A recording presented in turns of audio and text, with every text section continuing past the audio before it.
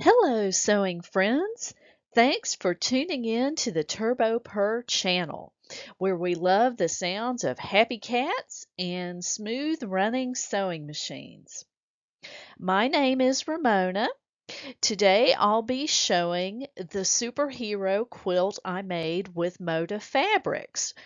This quilt was made from a kit that I purchased some years ago, so the pattern in the kit may not be any longer available, but I thought it would be great to show you and to share some applique techniques to use on a quilt when you are doing raw edge applique. I'm including a link in the description box to some free quilting patterns that you might like. I hope the sewing tips that I'll be showing give you some inspiration for the raw edge applique quilts that you might be making and to save you some time with your projects. This video is for entertainment purposes only. Enjoy. The pattern kit that I bought included the fabric, the Moda fabric, and the pattern from Moda. The pattern was very clearly written and illustrated. These are the supplies that I used in making the quilt.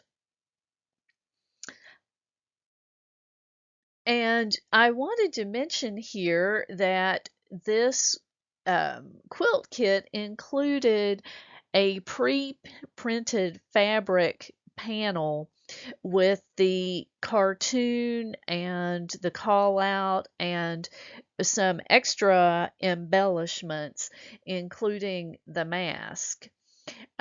So the mask was printed on the panel to be cut out and backed. And so I did that. There's different ways to attach this. I wanted something kind of unobtrusive where I could leave it off. So I attached a couple of Velcro squares onto the quilt and then a couple of Velcro squares onto the mask so that I could remove the mask if I wanted to display this. Um, so this is the same quilt. I made it once, but there is one picture with the mask and one picture without the mask. I'd like to mention here that some colors of fabrics can be almost see-through. And when I purchased this kit and I pressed the cartoon fabric, um, prior to, placing it on the quilt and everything, I noticed when I placed it over the background quilting, all of the red triangles and the appliques, that it was nearly see-through. The way this quilt instructions call for, and the quilt instructions that I followed, it called for the red and white triangle backgrounds to be pieced first. Then the circular polka dot appliques were placed onto the quilt and appliqued, and then the large cartoon was cut out from the pre-printed panel, and then that is placed on top of the background quilting. And when I placed it on the background quilting, I noticed it was just really almost, I don't want to say sheer, but you could definitely see all the red background fabrics through it. So what I did is, when I appliqued the cartoon down, after placing the cartoon down and raw edge appliquing that piece all the way around, I turned the piece over and carefully cut out the red and white background fabrics from behind the cartoon applique so that they would not show through. prior to appliquing this cartoon down, I also backed it with um, a white fusible piece of interfacing in order to cut down on the see-through effect, and that did help, but at the same time it was also necessary to trim the background from behind the cartoon figure because it was still showing through. So anyway, just to make you aware of this, and this is particularly true of light colored fabrics and also yellows due to some of the pigments in that are in these fabrics. Sometimes they just have some show through. This is a close-up showing the construction of the mask. So the mask was pre-printed on the fabric panel. I took a piece of black quilting cotton that I had and stitched around the printed mask with a straight stitch and around the outside edge and also around the inside edge, and then trimmed this piece outside of the straight stitching. Then I used a wash-away stabilizer as a backing, and you can still see some of the wash-away stabilizer that I hadn't taken out yet, and satin stitched with matching thread in the top and bobbin all around all of the edges on the mask. So this is a finished mask. There's more than one way to do anything in sewing. Another option that someone could use if you wanted to would be to take the applique shape that you want and to stitch right sides together with a straight stitch, and then to cut with scissors in the area that's going to be left open, the oval area of the mask, and then to flip the piece inside out, pushing out all the corners and shaping, and then pressing it, and then going around the edge with a satin stitch.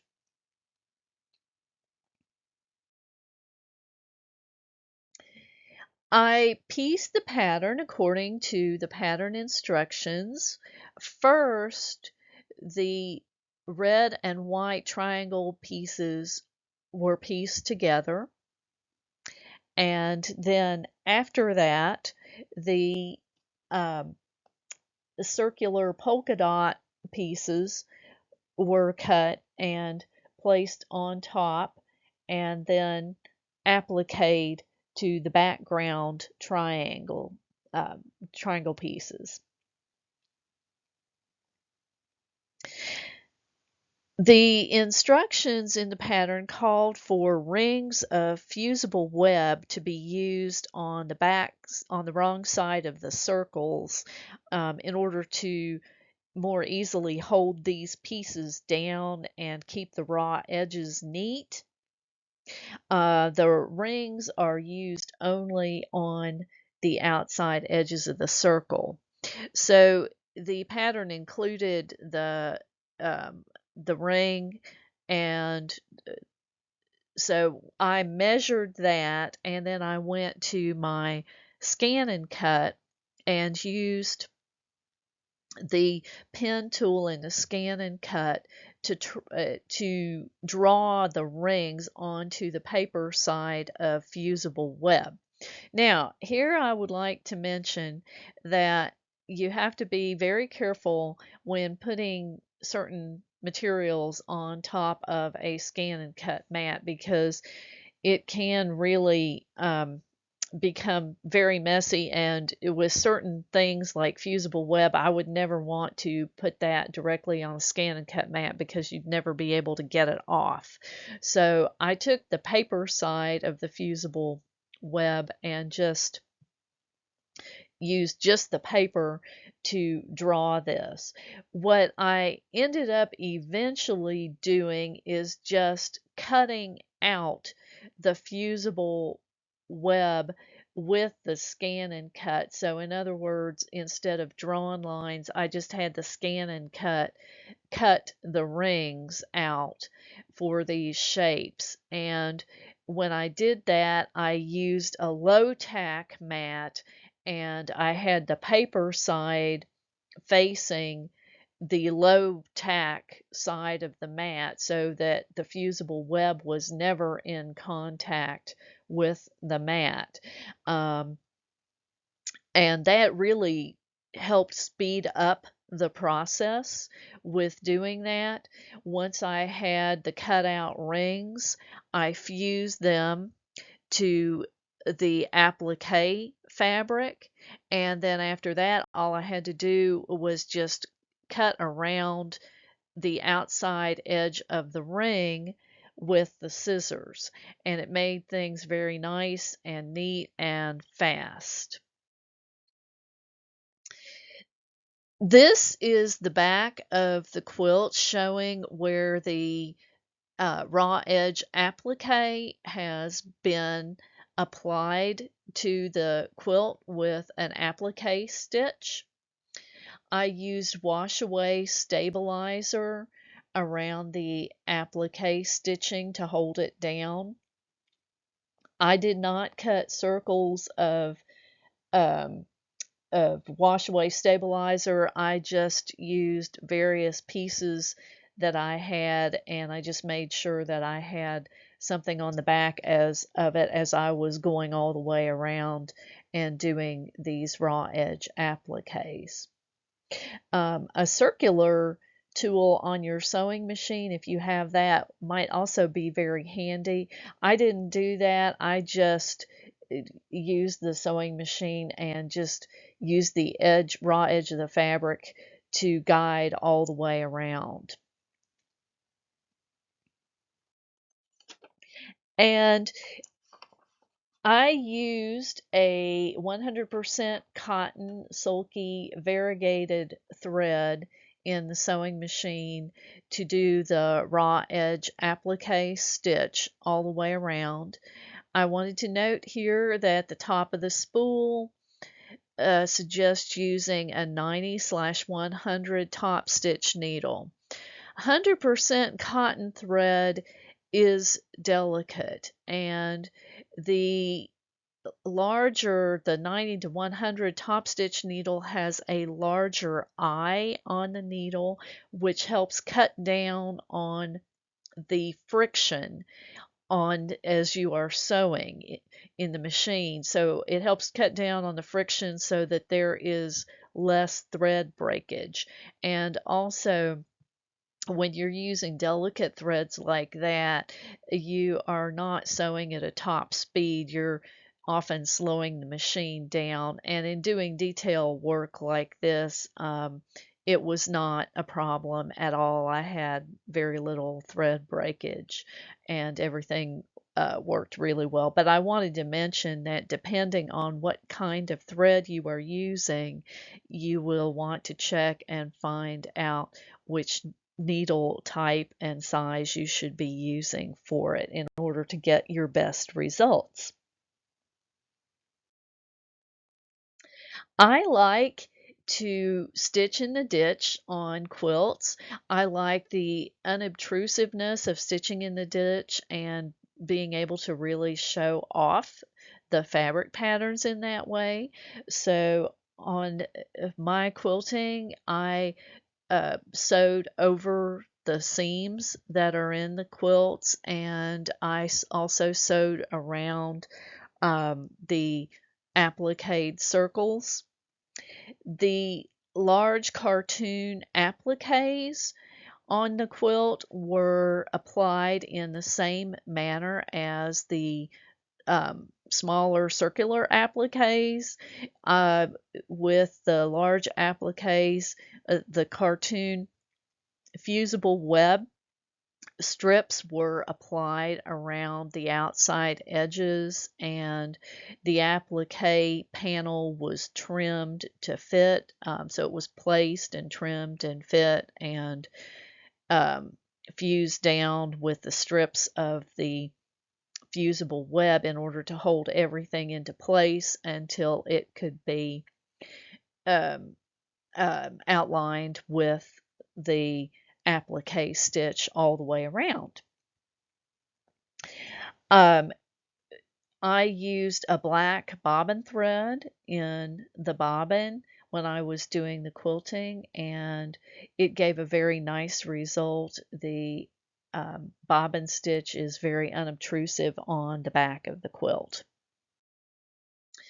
I think it's important to label your work, and I used my SewNet software with super designs that are built into the software, shapes that are built into the software, and fonts that are built into the software to create this round label.